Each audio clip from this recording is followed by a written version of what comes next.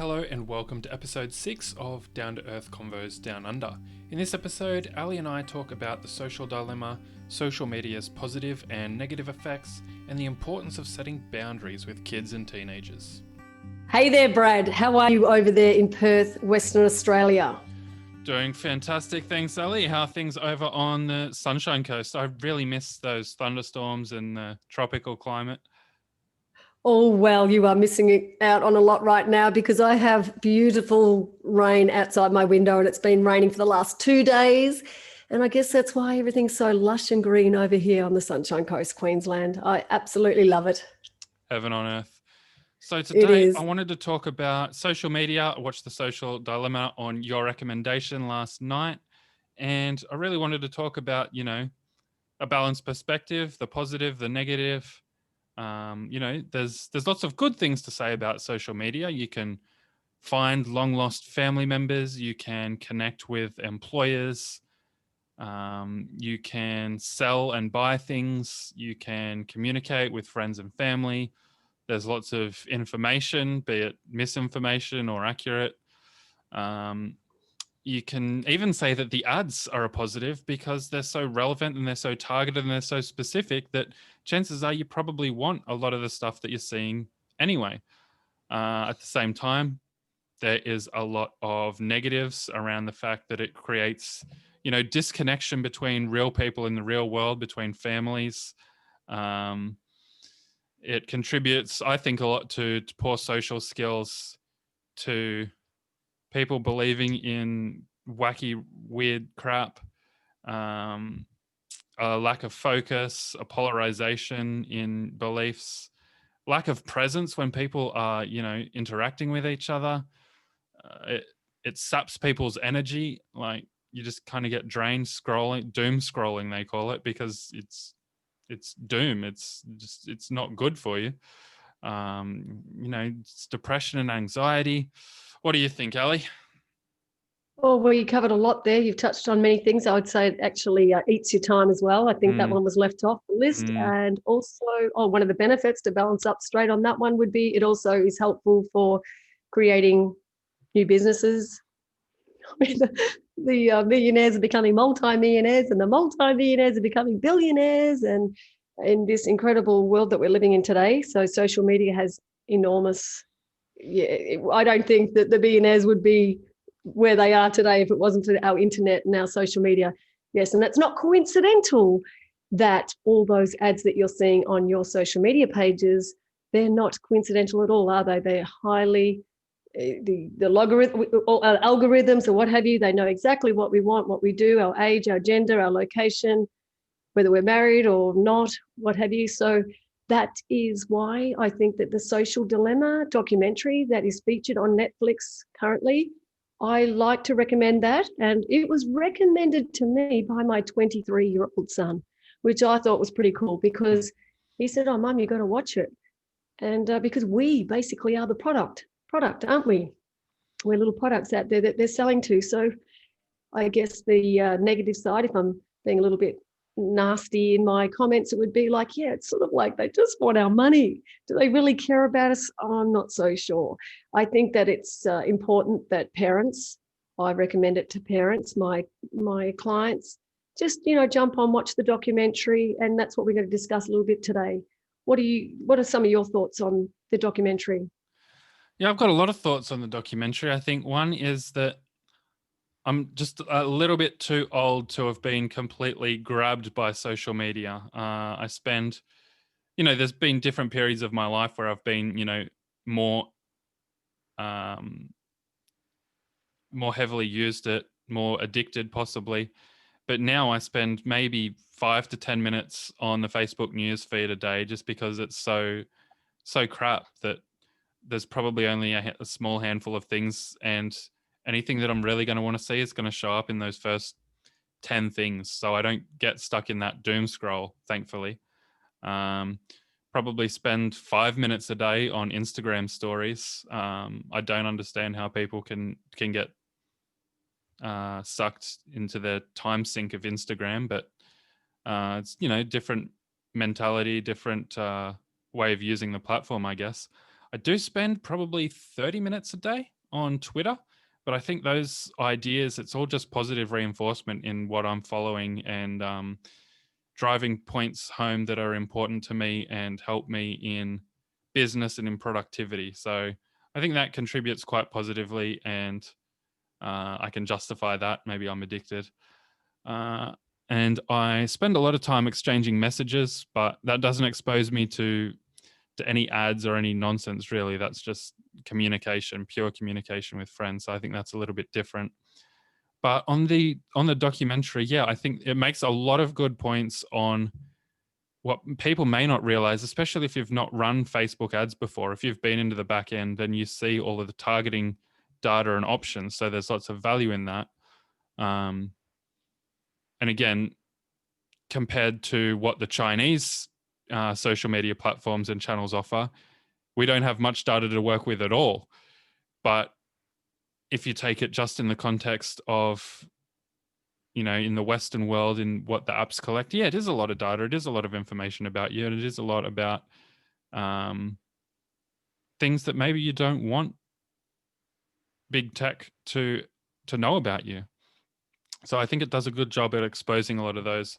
I also think it does a bad job on a few things, and I can get into that more later, but especially around the topic of how it handled fake news, how it called for regulations rather than people learning to discipline themselves and be better custodians of their time and their energy, rather than calling for government to come in and interfere and create more laws and regulations.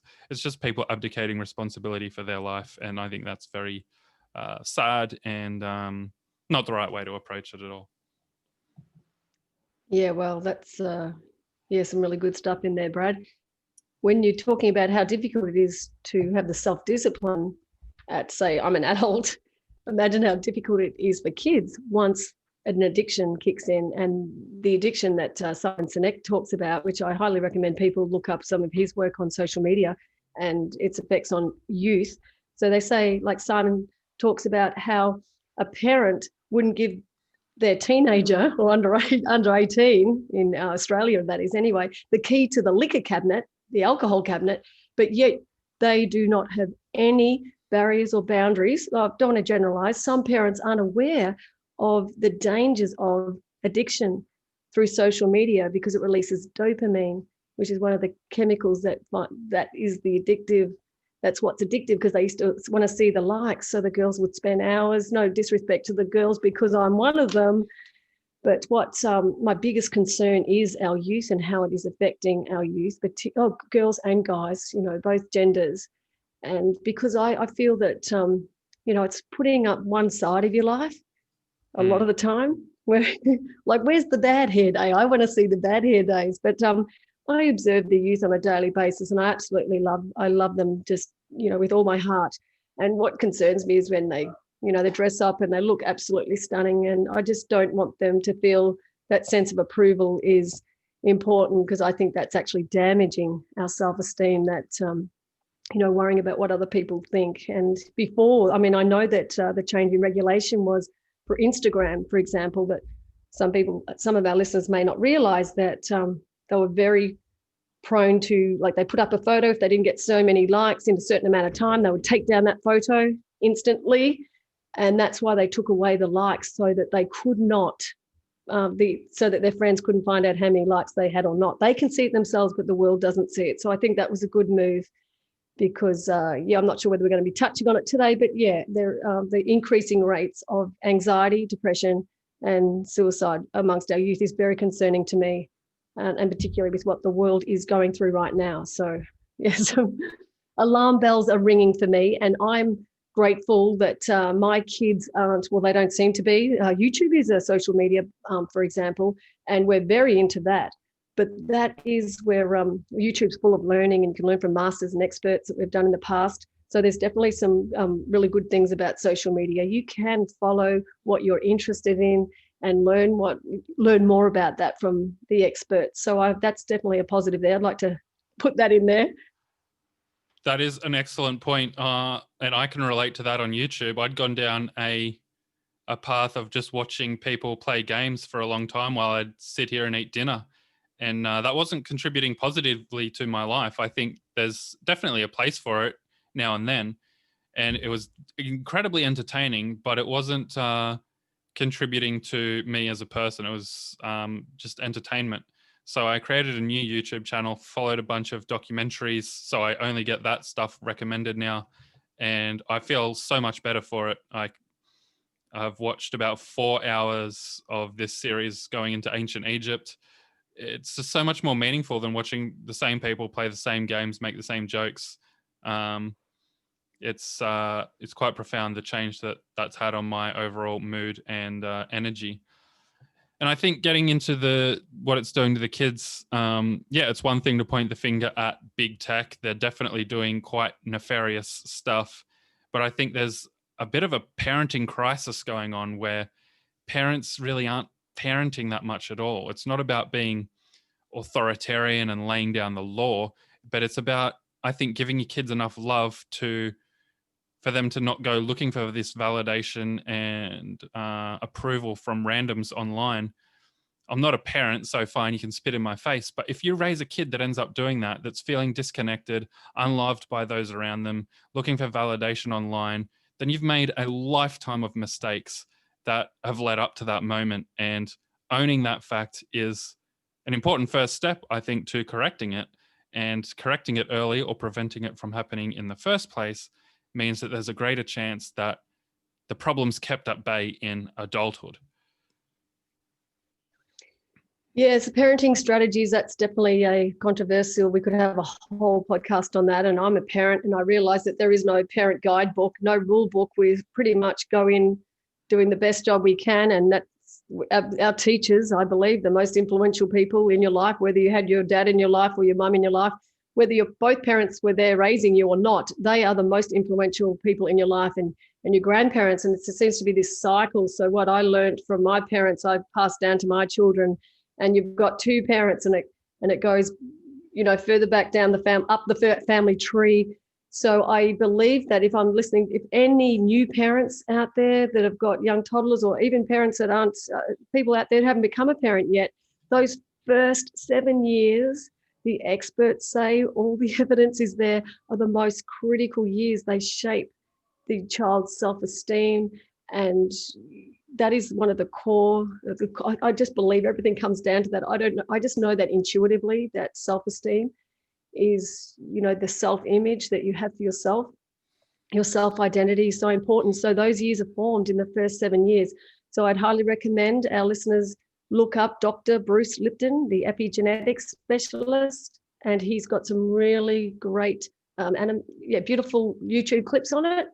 So rather than me regurgitate all his amazing work, just look up and get it straight from the expert. So it's very important what seeds we plant in a young child's mind, because that will carry them forward and that will play out and be their destiny.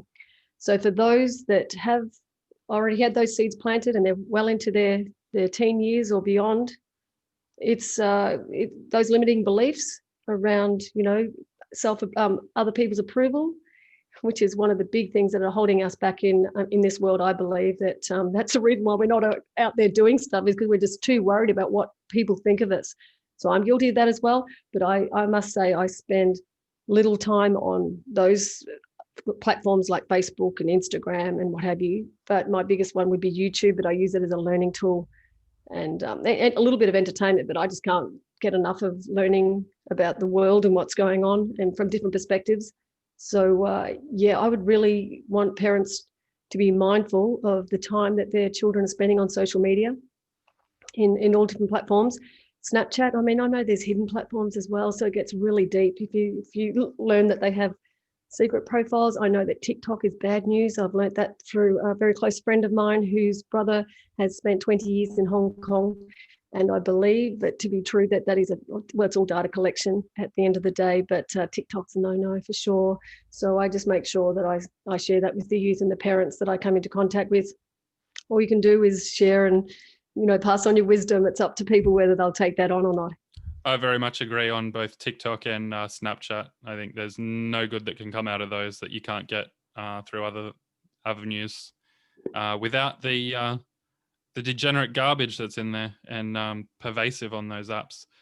I do want to make a point, what you're saying about parents being highly influential in their child's life. I think that's indisputable, but I also think it's shifting a lot in terms of the peer groups having more and more influence. And I think Brian Kaplan has written a lot about this. I think he wrote a book that's titled, or one of the chapters is something about you don't need to worry too much about messing up your kids because the peer group is going to have a lot of influence over them. And so I think that's not about abdicating your parental responsibility. That's about raising them, as you said, in those first few years, to discern and choose good friends, good peer groups that are going to lift them up rather than contribute to stagnation or even worse. So I think that's a very important point. And as this social media world becomes even more dominant, then the peer groups are going to have even more and more influence. And I think that is a recipe for disaster and socially things going downhill. Yeah, there's power in the people, that's for sure. And those teenage years, they can move mountains if they stick together. I just know that they've got a lot of strength because they are hugely influential. And when they get on their high horse and have passion or purpose behind them, they can be unstoppable.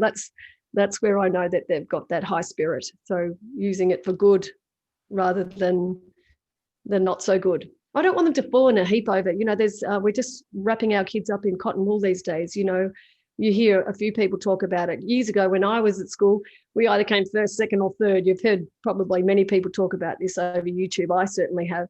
But when my kids went to school, it was like, the Endeavour Award. It was the one that tried their hardest, which I'm all for that because, I used to just participate in absolutely everything, jack of all trades, master of none. But it was the participation and just contributing and that sort of thing. You don't always have to win, but I don't think it's right of parents. I'm probably guilty of it myself. They could come last. It's like, you're the winner to me. You know what I mean? So I don't know what that's creating in this world because we just need them to know that there's a winner and there's a loser and it's not about the winning. And you just, you try your hardest, try your best and learn from it and all that sort of thing. Yeah, I think enjoy the process first and foremost. Try for the win, but at the end of the day, there are winners and losers, like you said. There is the first place and the last place. It doesn't mean the last person who gets last place has no value as a human being. It means that they were outcompeted on this one thing on this one day. And I think there's a balanced perspective that maybe people don't really have and appreciate. But yeah, just thinking about the social dilemma and, what they advocated for. What I don't want to see is more laws and regulations and nonsense imposed because at the end of the day, social media can be used for good, productively, for business-related purposes that ultimately can help kids and adults to succeed. What I want is for parents to parent the damn kids and to share with them the issues and not enable them by giving them access before ideally mid-teens at least. I don't want to give an age because, different kids are different levels of maturity and different levels of able to self-regulate. But really, it's establishing guidelines with them to help them find a balance. I think in there they mentioned, ask your kid what a reasonable amount of time, what time they'd like to spend on social media every day or every week. Chances are they'll give you a fairly reasonable answer. And if you help them to monitor the time that they're using through, I know Apple's got it inbuilt, and I'm sure that there's a tracker that you can get for Android as well. If you can help them see, well, okay, you've sunk 3.5 hours in today. Is that a good use of your time? I think I might be wrong. I might be ignorant. But I think in the majority of cases, you'll be able to help kids to see that, okay, I'm sinking a lot of time into this. I'm pacifying myself. I'm passive. It's enjoyable. I'm not bored, but it's not like, really living life. And I think that'll help find a balance. Absolutely, because that's empowering the child. So when you're not telling the child, you're doing this, when you're not cracking down on them. I love this 15-second rule. So it's like when you want to get a point across to a teenager who has a limit, with parents, parenting teenagers is usually challenging. I mean, the parent absolutely loves their children and wants to protect them. But I agree that I don't think the parents are tough enough on these teenagers. I mean, I'm going to share this story that I remember my daughter at this particular time during her teenage years. She was living under our roof, which is the family home, which means I have some boundaries, and boundaries mainly to protect her. Guidelines, rules is a little bit heavy, but I remember chasing her down the street because she was running down the street, and I flicked off my thongs, which, us Aussies wear thongs, and I ran as fast as I could. I said, "Young lady, you get back into your bedroom, and while you're under my roof, you need to understand that these are our guidelines." But I would be tough when I needed to be. And years later, my daughter's now in her 20s, mid-20s now, but she thanked me for the boundaries that I set, that her friends' parents didn't. And her path and their path, and then I don't mean to judge, but our kids, our teenagers need us to protect them from what's out there. And it was just like, I had 3 rules, actually, I'd love to share. It's like, I want to know where you are, who you're with, and how you're getting home. And this is the thing too, like Uber is a thing where I don't feel comfortable putting a young girl into an Uber with someone we really don't know, because I mean, it's just, that's for me, it's not good. We'll get into another story about conquering fear, but that's, I've lived as a teenager and I was a female, so I'll share that story at a later date. So I think that your upbringing and the things that happened to you, your parents, your upbringing, your environment, your experiences in life, I can be a tough parent. And that's what my mum was for me when she had to be. So I would just love to see the parents toughen up and let them know that they have more power. They have more power than they realize, because we have, like, for example, these teenagers don't have a car. You know what I mean? It's like, how do they get to places? Well, yeah, they've got Uber now, which is making it more affordable, but there's certain things we can do. But getting back to the languaging, it's ask the children, ask the kids, hey, what do you think's a good time? And what else can you get done? It's the way you speak to the kids. So this 15-second rule, I know through my experience that my boys, less words is better. Us mums, we seem to just like really talk so many words and why and what can happen and go through the consequences. But let's just get to the point, especially with the boys. 15 seconds, open with a positive. Hey, you've tidied up your room, looks great. Hey, while I'm here, what do you reckon's a good time? Is it, you've been on there a couple of hours now, so do you want to come out and set the table for dinner? Anyway, great job on cleaning up your room. So it's like, open with a positive, tell them what you need to tell them, and then close with a positive. Because for a start, when you open with a positive, they're listening. Give them the meat. It's like pray sandwich. I love that. Give them Very the meat. strategic. Yeah, it's 15 seconds. I call it the 15-second rule, and it's the pray sandwich. Positive, give them the meat, close with a positive, and see how that works. That's a strategy that I recommend for my clients that I'm coaching at the moment. Yeah, I think a lot of parents and people in general conflate having boundaries with being tough, and that's just not the case. You have boundaries for those that you love, whether that's your partner in a relationship, your kids, whatever it is. You got to have clear boundaries that can't be crossed, and if they are crossed, that there are repercussions for that. And that's not being tough at all. That's just being a parent and doing parenting. It's not about being authoritarian, laying down the law and telling them this is the way it is.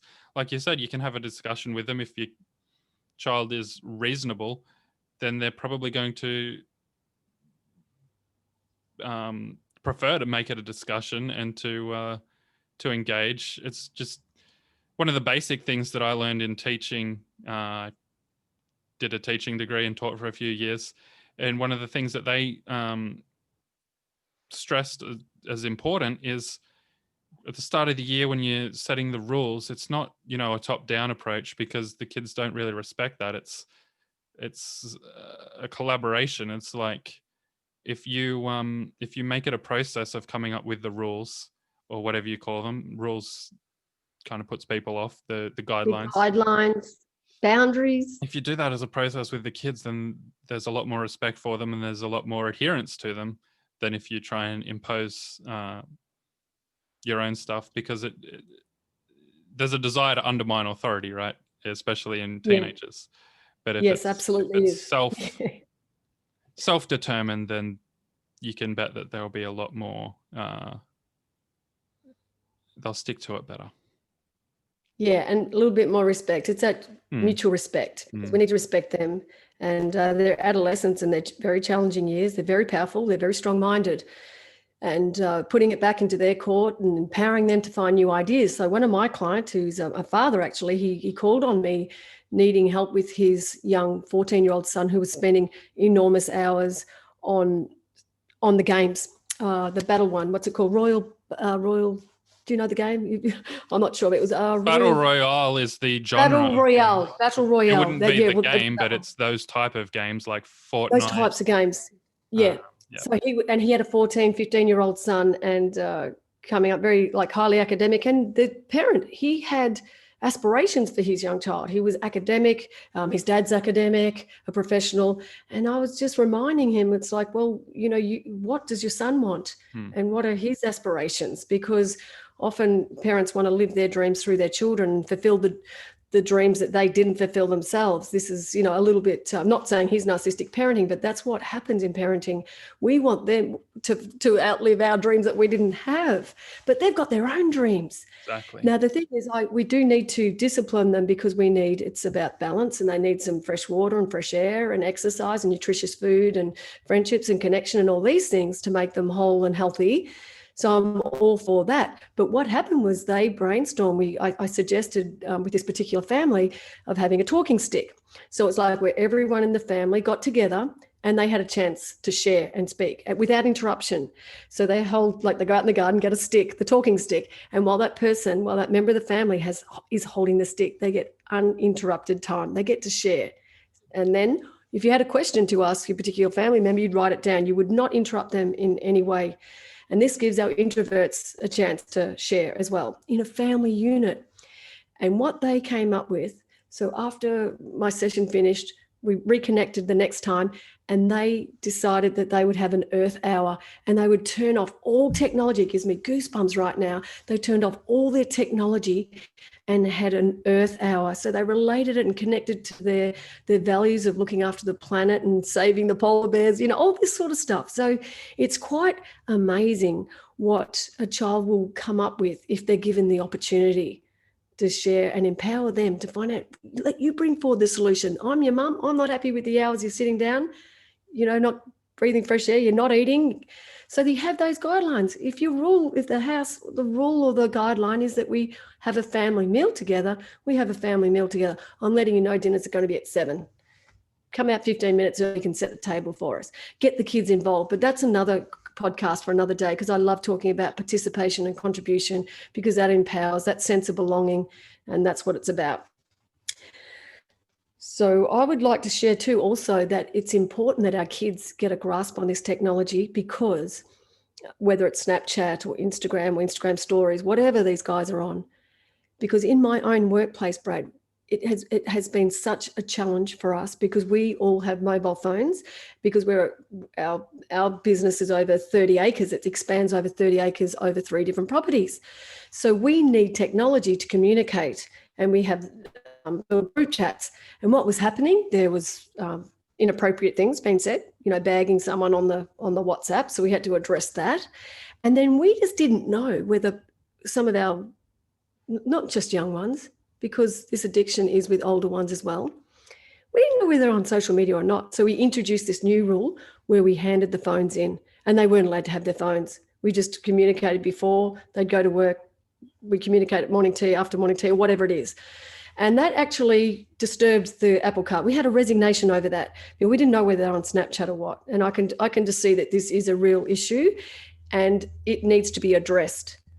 And that's simple as that, because when they go to work, I'll tell you what, the average employer won't put up with this business, this nonsense. They need to discipline themselves and put those cameras and Snapchat away. You can see my age group coming through here, but I just wanted to say it.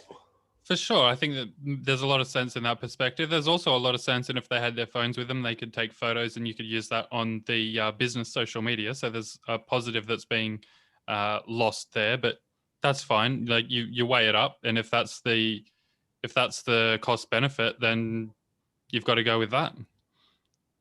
Well, we actually do that. We have an Instagram page, for example, but we delegate one person to be in charge of that because you want that, Purposeful that way. consistency.